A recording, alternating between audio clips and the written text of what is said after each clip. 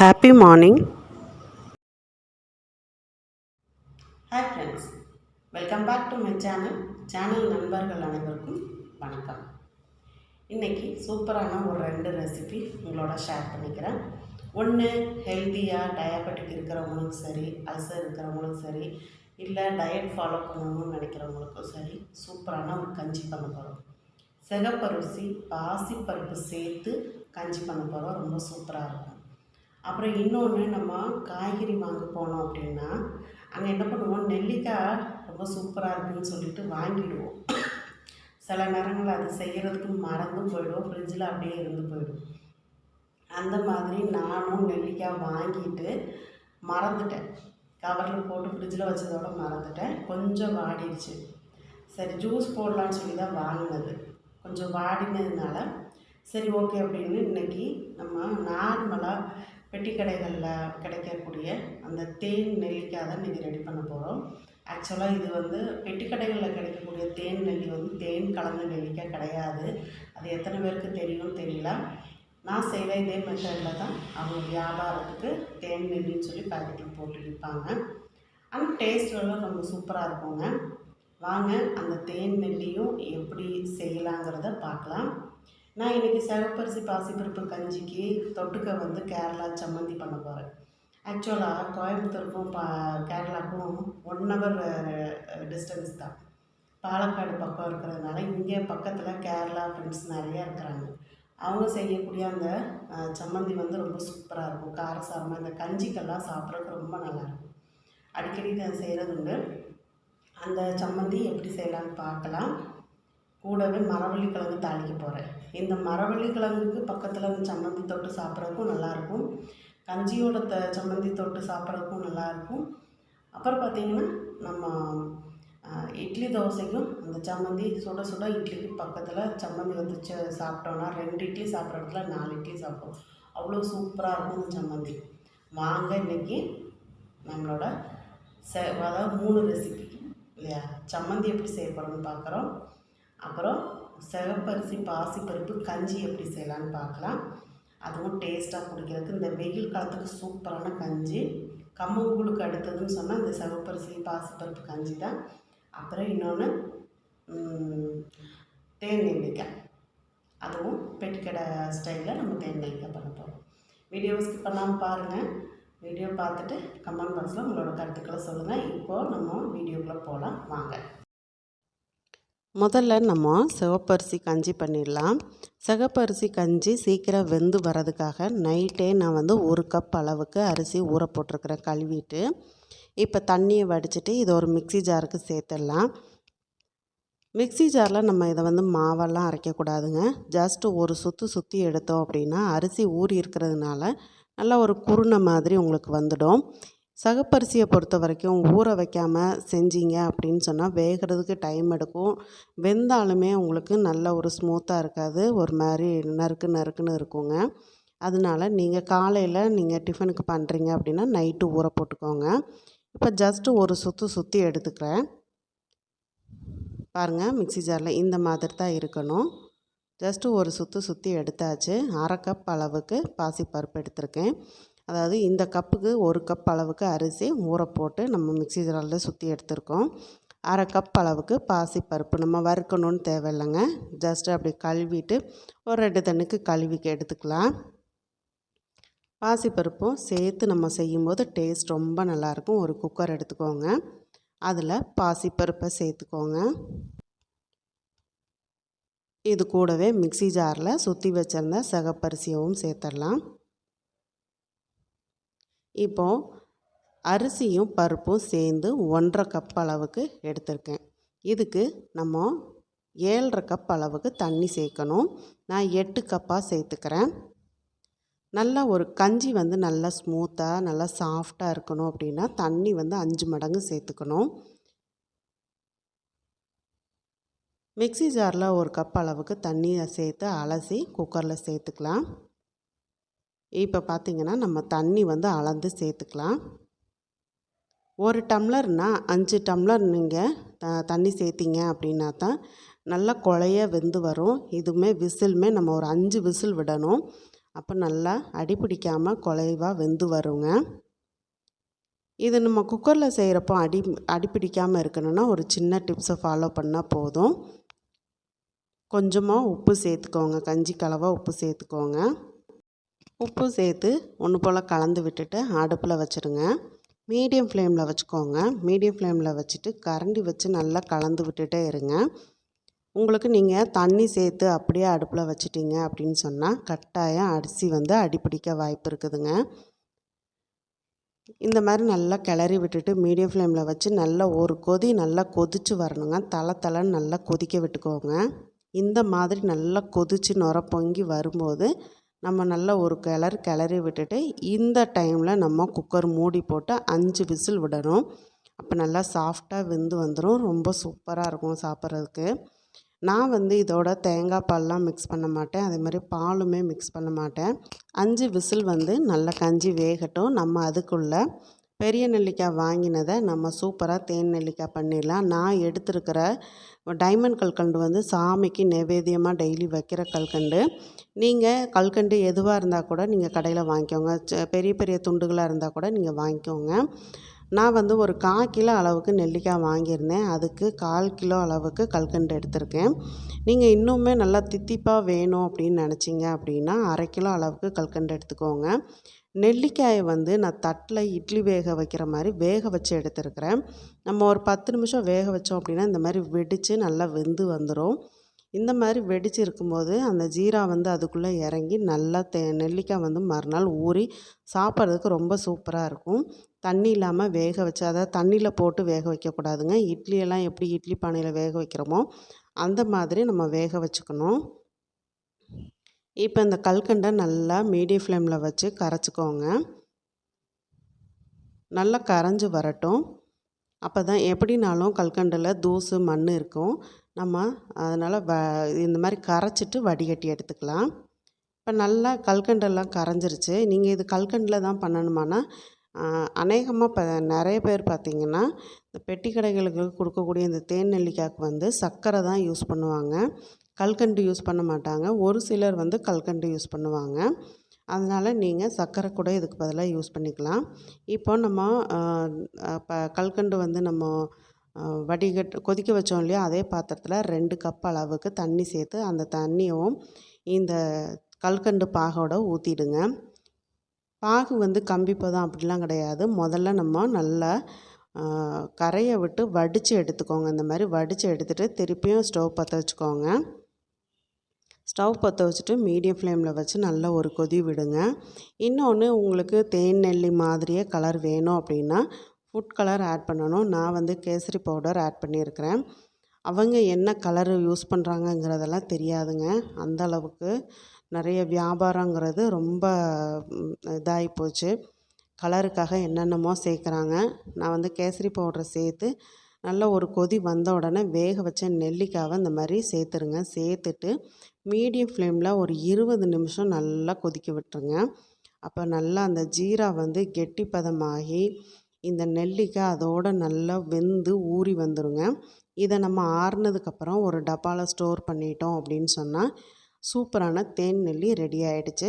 அசல் தேனில் செஞ்ச மாதிரியே ரெடி ஆகிடுங்க. மூடி போட்டு ஒரு 20 நிமிஷம் வேக விட்டுறலாம். இடையில இப்படி ஓப்பன் பண்ணி கொஞ்சம் கிளறி விட்டுக்கோங்க. அப்போ தான் 2 பக்கமும் ஒன்று போல் வெந்து வரும். அதாவது ஆல்ரெடி நம்ம வேக வச்சுருக்கோம். அந்த ஜீராவில் நல்லா அந்த பாகோடு ஒட்டி பிடிச்சி வரணும். பார்க்குறக்கே பாருங்கள், தேனில் ஊற வச்ச மாதிரி இருக்குதா? இது தாங்க பெட்டி கடையில் நமக்கு தரக்கூடிய தேன் நெல்லிக்காய். டேஸ்ட்டு பார்த்திங்கன்னா வித்தியாசமே தெரியாது. தேனில் போட்ட மாதிரி அவ்வளோ டேஸ்ட்டாகவும் இருக்கும். ரொம்ப நல்லாயிருக்கும்.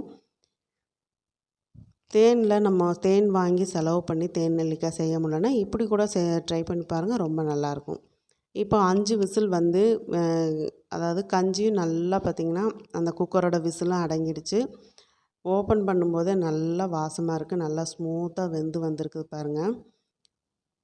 இந்த மாதிரி இருக்கணும். இந்த மாதிரி இருக்கும்போது நம்ம வேற ஒரு பாத்திரத்துக்கு மாற்றி வச்சுட்டு மோர் அடித்து ஒரு பாத்திரத்தில் வச்சுட்டோம் அப்படின்னு சொன்னால் உங்களுக்கு தேவையானப்போ நம்ம இந்த கஞ்சியை பவுலில் ஊற்றிட்டு மோர் தேவையான அளவு கலந்து நம்ம கஞ்சி இது சாப்பிட்டுக்கலாங்க. இப்போ கஞ்சி எடுத்து வச்சாச்சு. இப்போ கஞ்சிக்கு சூப்பரான சம்மந்தி ரெடி பண்ணிடலாம். சம்மந்தி ரெடி பண்ணுறதுக்கு கடாய் ஒன்று அடுப்பில் வச்சுக்கோங்க. ஒரு 2 ஸ்பூன் அளவுக்கு எண்ணெய் சேர்த்துக்கோங்க. எண்ணெய் நல்லா சூடாகட்டும்.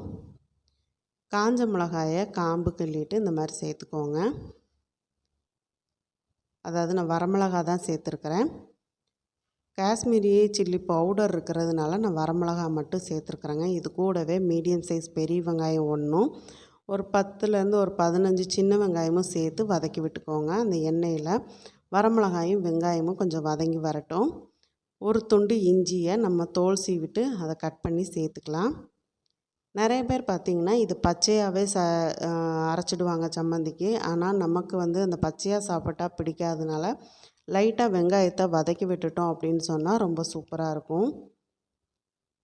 கொஞ்சமாக கருவேப்பிலையும் சேர்த்துக்கலாம். சேர்த்துட்டு ஒரு 2லேருந்து ஒரு 3 நிமிஷம் வதக்கி விட்டால் போதும். ரொம்பலாம் வதங்கணும்னு இல்லை. இது கூடவே குட்டியாக சின்ன நெல்லிக்காய் சைஸுக்கு புளியை சேர்த்துருங்க. புளியை சேர்த்துட்டு அப்படி வதக்கி விட்டுட்டோம் அப்படின்னா சூப்பராக வெங்காயம் வதங்கி ரெடி ஆகிடுச்சு சம்மந்திக்கு. இதை ஒரு தட்டுக்கு அப்படியே மாற்றி எடுத்துடலாம். சும்மா சுட சுட சாதத்தை போட்டு பிசைஞ்சு இது ஒன்று தேங்காய் எண்ணெய் விட்டு இந்த சம்மந்தியும் போட்டு பிசைஞ்சு சாப்பிடும்போது இன்னும் சூப்பராக இருக்குங்க. அந்த சம்மந்தி போட்டு பிசைஞ்சு அப்படி சுட சுட சாப்பிடும்போது அப்படியே நாக்கில் சொல்லும்போதே எனக்கு எச்சி ஊறுது. அந்தளவுக்கு டேஸ்ட்டாக இருக்கும். இப்போ சம்மந்திக்கு பாருங்கள், நான் கையில் எடுத்துருக்க தேங்காய் எடுத்துருக்கிறேன். இதை பல்லாக கீறி மிக்ஸி ஜாரில் சேர்த்துக்கோங்க. தேங்காயெலாம் சம்மந்திக்கு வதக்கணும்னு அவசியம் இல்லைங்க. ஜஸ்ட்டு அந்த வெங்காயம், வரமிளகா, இஞ்சி, புளி, கருவேப்பிலை இதை மட்டும் லைட்டாக வதக்கி விட்டால் போதும். தேங்காவை பல்லாக கீறிட்டு நான் உங்களுக்கு காமிக்கிறேன்.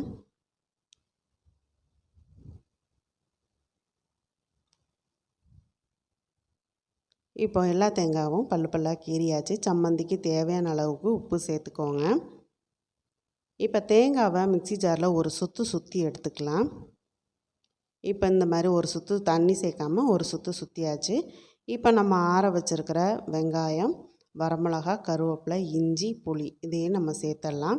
இதில் நம்ம கொஞ்சம் கூட தண்ணி சேர்க்கக்கூடாதுங்க. அதில் நீங்கள் கவனமாக இருக்கணும்.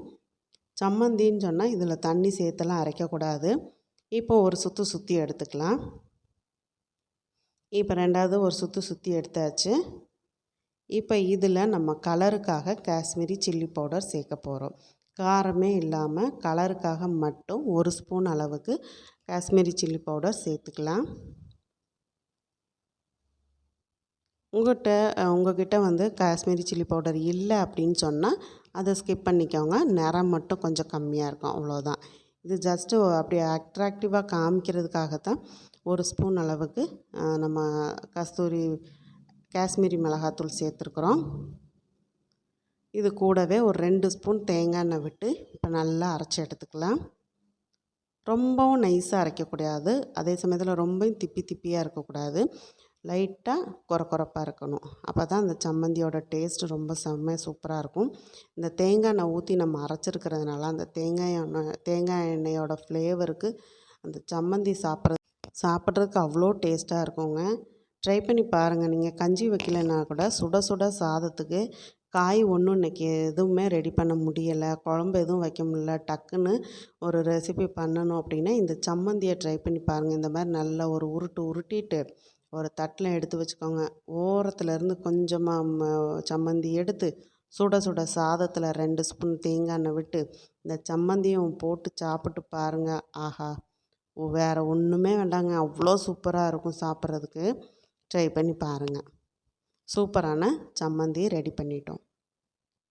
நல்ல சிகப்பரிசி கஞ்சிக்கு இந்த சம்மந்தி வச்சு பக்கத்தில் மரவள்ளி கிழங்கும் வச்சு சாப்பிட அவ்வளோ சூப்பராக இருக்கும். மரவள்ளி கிழங்க நான் வந்து உப்பு போட்டு மஞ்சத்தூள் சேர்த்து வேக வச்சுட்டேன். இப்போ நம்ம சம்மந்திக்கு வணக்கணும் இல்லையா, அதே கடாயில் ஒரு 3 ஸ்பூன் அளவுக்கு எண்ணெய் சேர்த்துக்கோங்க. சேர்த்துட்டு கொஞ்சமாக கடுகு சேர்த்துக்கோங்க. கடுகு நல்லா பொரிஞ்சு வரட்டும்.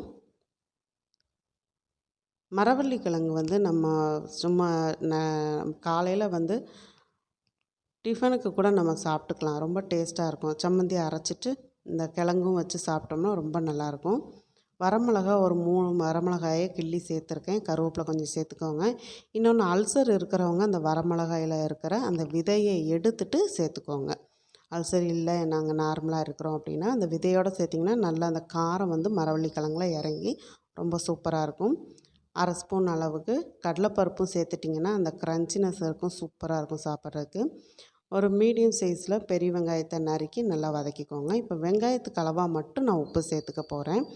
ஏன்னா நான் உப்பு சேர்த்து தான் மரவள்ளி கிழங்க வேக வச்சு எடுத்துருக்கேன். எப்போவுமே மரவள்ளி கிழங்க தனியாக உப்பு சேர்த்து முங்குற அளவுக்கு அந்த மரவள்ளி கிழங்கு முங்குற அளவுக்கு தண்ணி சேர்த்து உப்பு மஞ்சத்தூள் சேர்த்து வேக வச்சு நல்லா தண்ணி இல்லாமல் வடித்து எடுத்துக்கோங்க.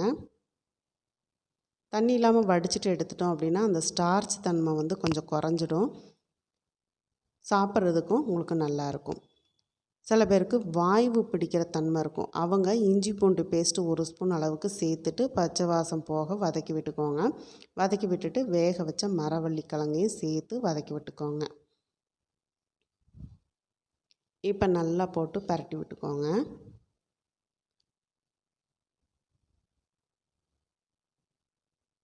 இந்த மாதிரி நல்லா பரட்டி விட்டுட்டோம் அப்படின்னா, இன்னொன்று இந்த மரவள்ளி கிழங்கு தாளிக்கிறது தேங்காய் எண்ணெயில் தாளித்தோம் அப்படின்னா இன்னுமே டேஸ்ட்டும் மணமும் ரொம்ப சூப்பராக இருக்கும். குழந்தைங்களுக்கு பெரும்பாலும் வாரத்தில் ஒரு நாளாவது மரவள்ளி கிழங்கு, சக்கரவள்ளி கிழங்கு இதெல்லாம் செய்து கொடுங்க. பெரியவங்களுக்கு வாய்வு தன்மை பிடிக்கும் அப்படின்னா 15 நாளைக்கு ஒருக்க நீங்கள் இந்த மரவள்ளி கிழங்கு, சக்கரவள்ளி கிழங்கெல்லாம் சாப்பிட்டுக்கலாம். இப்போ எல்லாமே ரெடி ஆயிடுச்சு. இன்றைக்கி எங்கள் வீட்டில் என்ன சமையல்னு பார்க்கலாம். மரவள்ளி கிழங்கு தாளித்தது, சூப்பரான சம்மந்தி ரெடி பண்ணி வச்சுருக்கிறேன். இது கூடவே பார்த்திங்கன்னா நம்மளோட சிவப்பரிசி பாசிப்பருப்பு சேர்த்து கஞ்சி, மோர் வந்து ஒரு பவுலில் அடித்து வச்சுருக்குறேங்க. ஏன்னா இந்த வெயில் காலத்துக்கு குழம்பு, ரசம், பொரியல் எல்லாம் வச்சா யாரும் சாப்பிட்றதில்ல. அதனால தான் இந்த மாதிரி சூப்பராக ஹெல்தியான கஞ்சி, மோர், தொட்டுக்க வந்து சம்மந்தி, மரவள்ளி கிழங்கு, தேன் நெல்லிக்காயும் ரெடி பண்ணியாச்சு. வீடியோ ஃபுல்லாக பார்த்துருப்பீங்கன்னு நினைக்கிறேன். உங்களுக்கு இந்த வீடியோ பிடிச்சிருக்கும்னு நினைக்கிறேன். பிடிச்சிருந்தனா லைக் பண்ணுங்கள், நண்பர்களுக்கு ஷேர் பண்ணுங்கள். உங்களோட கருத்துக்களை கமெண்ட் பாக்ஸில் சொல்ல மறக்காதீங்க. தொடர்ந்து நம்ம சேனலுக்கு சப்போர்ட் பண்ணுங்கள், சப்ஸ்கிரைப் பண்ணுங்கள். சப்ஸ்கிரைப் பண்ணும்போது ஆளுங்கிற பெல் பட்டனோட சப்ஸ்கிரைப் பண்ணிக்கோங்க. அப்போ தான் நான் போடக்கூடிய வீடியோஸ் எல்லாம் உடனுக்குடனே நோட்டிஃபிகேஷனில் கிடைக்கும். இது வரைக்குமே சப்போர்ட் பண்ணிகிட்ருக்க ஃப்ரெண்ட்ஸ் அண்ட் ஃபேமிலிக்கு ரொம்ப ரொம்ப ரொம்ப நன்றி. மீண்டும் அடுத்த ஒரு ரெசிபியில் சந்திக்கிறேன். நன்றி, வணக்கம்.